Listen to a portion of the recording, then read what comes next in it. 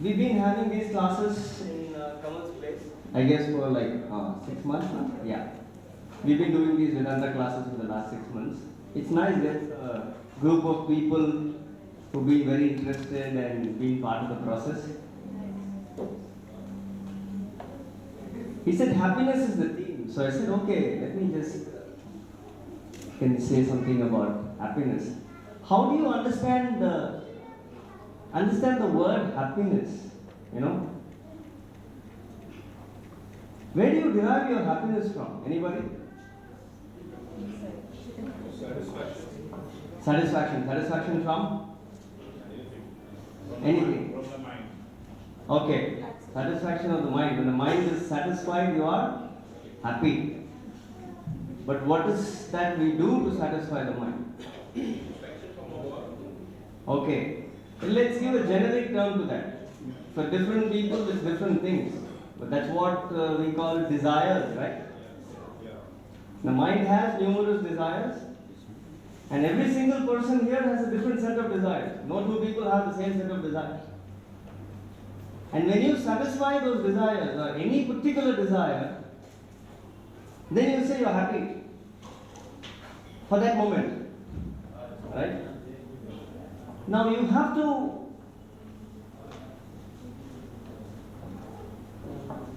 the paradox of life, there are certain laws that you need to understand. The paradox of life is that everything functions in this world as pairs of opposites. Where there is happiness, there will be sadness. All of you know that, right? Because all of you have experienced that. There is nothing in this world which is just one side. Where there is joy, there will be sorrow, right? Where there is pleasure, there will be pain. Now, it's not as though it's some kind of a punishment. What you have to understand here is they are just two sides of the same coin. But as someone said at the beginning, that is actually the crux. The crux of the whole issue is that when my mind is satisfied, I am happy. Now there is a small minority of people in this world. It's a micro minority actually, who understand that there is another kind of happiness. There are two kinds of happiness. One is the happiness that you gain from contacting the world, contacting the sense objects of the world. That's the word you use. Anything you contact. You watch a movie, you buy a mobile phone, you get your favorite job, you get your favorite car, whatever it is. They are called sense objects because they cater to your senses. And most of the time your happiness is sensual. That's your bulk of happiness. Everything you do. Whatever it is. At the end of the day, you go to a music concert or you go to a discotheque or whatever it is, you're partying. It makes you happy because it is catering to your senses. Right? Now, apart from that, there is another form of happiness. That is happiness that you gain from within yourself. It doesn't matter if you don't understand it, that doesn't matter, but just receive it. At some point of time, you need to start receiving it. Sometimes you'll understand. The truth is that your being, your existence is the state of bliss. And when you say bliss, it's happiness in its purest form. I know it's difficult to accept that. And why is it difficult to accept that? That also I'll tell you. How many of you have actually experienced that? Put your hand up. That when there is nothing, when you're not thinking about anything, you're in a beautiful place. Have you experienced that ever? Yes? Okay. It's not easy. Why is it not easy? When I say your original state is to be happy, you're born to be happy. do you see one child left to itself, even a baby? You see a baby sad, crying, unless and until he wants something, he's hungry, or he wants you to change the diapers. Huh? What is the state of a child? What is the state of a baby? Always happy. Have you ever asked yourself what makes him happy? If I ask you what makes you happy, you can give me a list, right? I have my favorite house, I have my favorite car, I got this, today I'm going out with my friends. So, sir, I'm happy. Why is he happy? Why is he happy? Have you ever asked? What is it that he is contacting, or what is it that he is doing or saying for him to be so happy? And what you have forgotten is every single person in this room has been in that state. You started out like that. It's so unfortunate that today you can't get in touch with it. That was your original state. Somewhere down the line, you were conditioned to believe that I will be happy only if I get something, someone, whatever. Otherwise, I cannot be. Where did that come from? Where did that happen? When did that happen? You understand? I am not against you going and getting anything you want. Please go have the whole earth and maybe the moon also. Go achieve. Go ahead. Nothing wrong in that. The problem comes when you say, I will be happy if.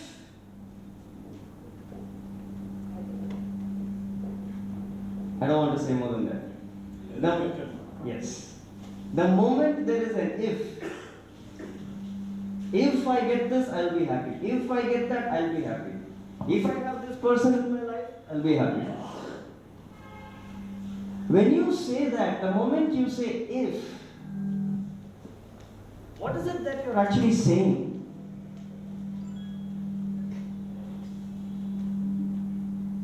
Anybody? I'm not happy.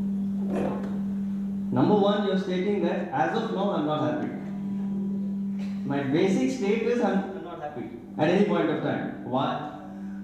First, I'm not happy. Number two, is this if ever going to end? Has there been any point of time where you have got something you wanted and it has ended there? Or is it just a question of the next thing? It's always temporary. Once the if is satisfied, what does the mind do? Second, expectation. you have gone through 100,000 ifs in your life till now, and you will go through another 100,000. So when this if is never going to end, so what are you telling me? What is the conclusion? I'm making it so mathematical, I'm making it so scientific. You can never be happy. Thank you. That's it. Because the if is never going to end, you're never going to be happy in the present moment. Because an if is always going to be there.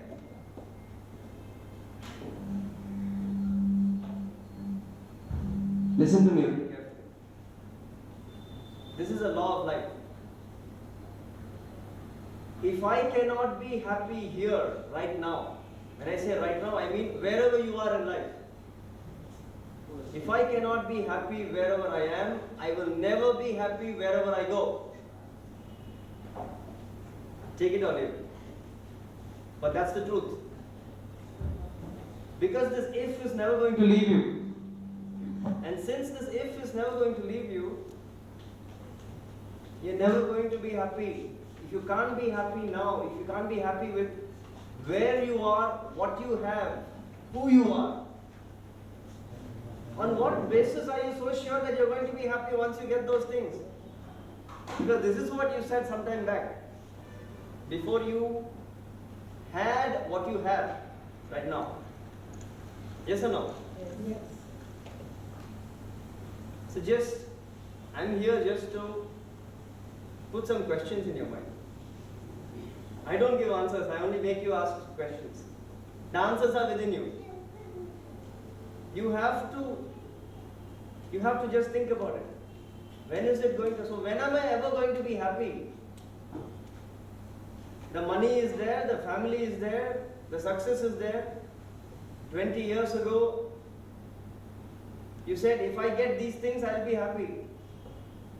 Everything is there except for more will come. But when are you going to be happy? Happiness is a state of mind. You just choose to be happy. And happiness is your original state.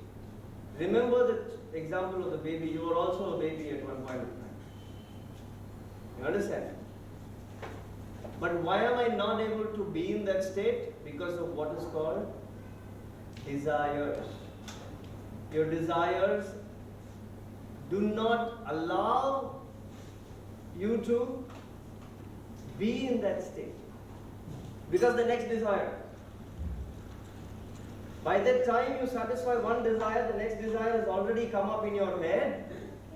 And desire means what? Desire means what? And okay, I'll put it this way. What is another word you can give me for an unfulfilled desire?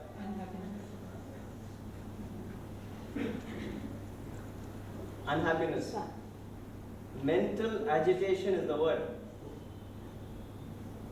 An unfulfilled desire until the point of fulfillment is a mental agitation. That is why. Where is that stress coming from? Where is that pain coming from? Where is that suffering coming from? The more number of unfulfilled desires, the more amount of suffering. That's it. Straightforward relationship. The moment you create a desire, the agitation is already started. Mind is not in peace.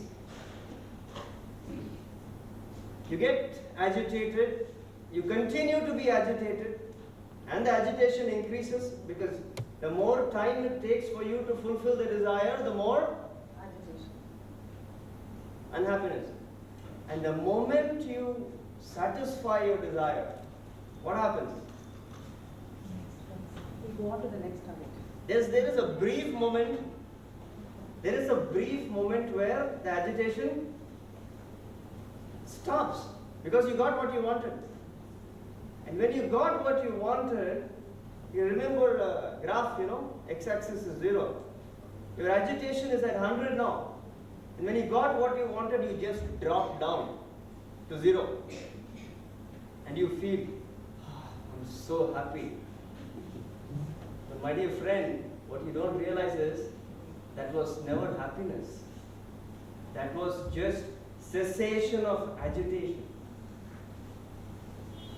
You have not experienced happiness even for a moment in your life.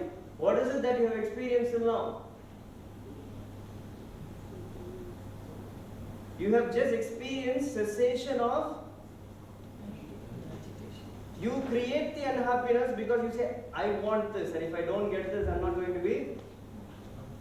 And when you got it, it just dropped.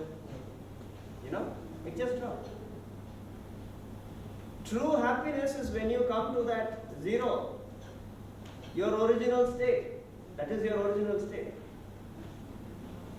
When the agitation stopped, you feel a relief, and that relief is what you call as Happiness. That's what you've been doing all your life.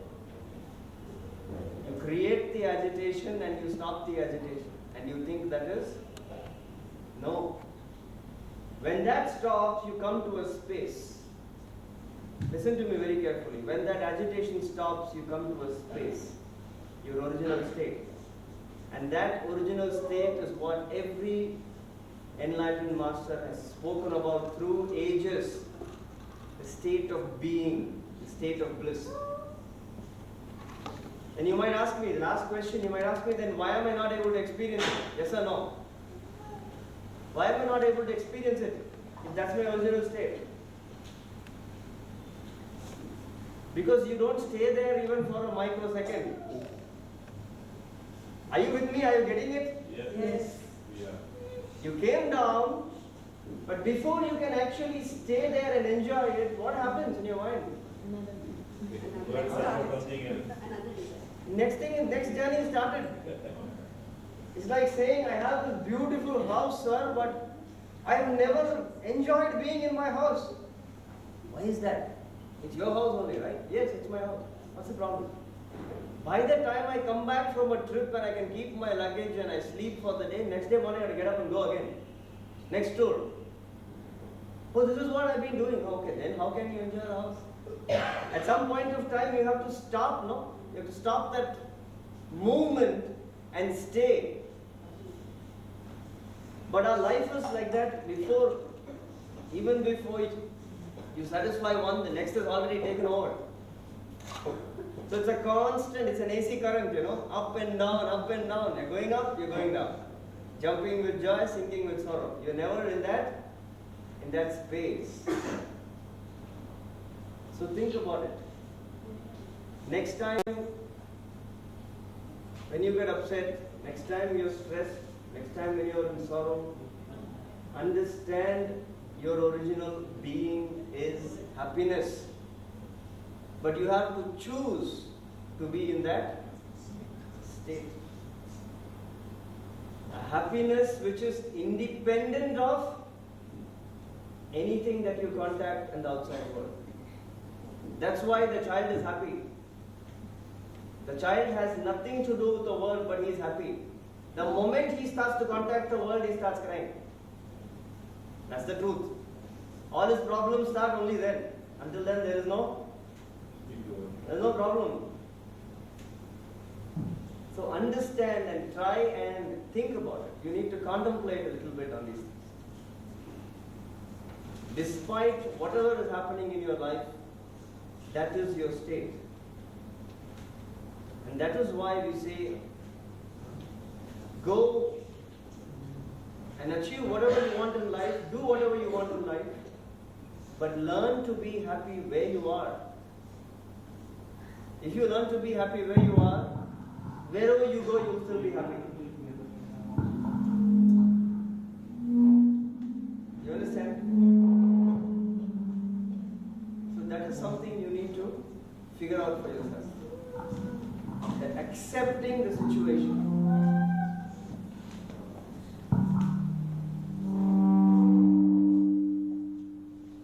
So that's the point. Happiness is a being. Happiness is a state. The problem is we think happiness is something which has to be pursued. As long as you believe that happiness is something which has to be pursued, you'll always be pursuing it. That's it. Yeah, it's like chasing your shadow. You keep running, the shadow will be there in front of you. You're not going to catch it.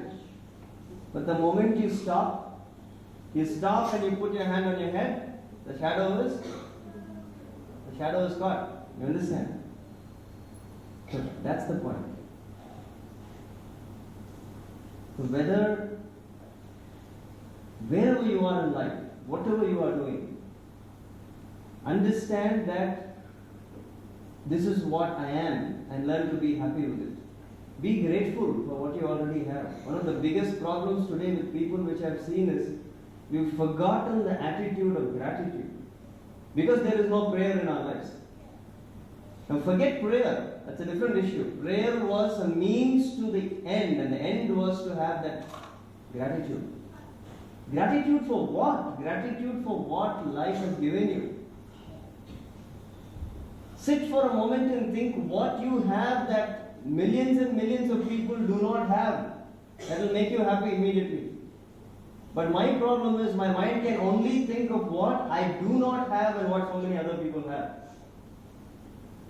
But my dear friend, that's actually much less than the people who do not even have what you have. That's the point. If you can be aware of that every single day of your life, spend time just to be grateful. You have to be aware. If you're not aware, you're never going to be conscious about it. With that attitude of gratitude comes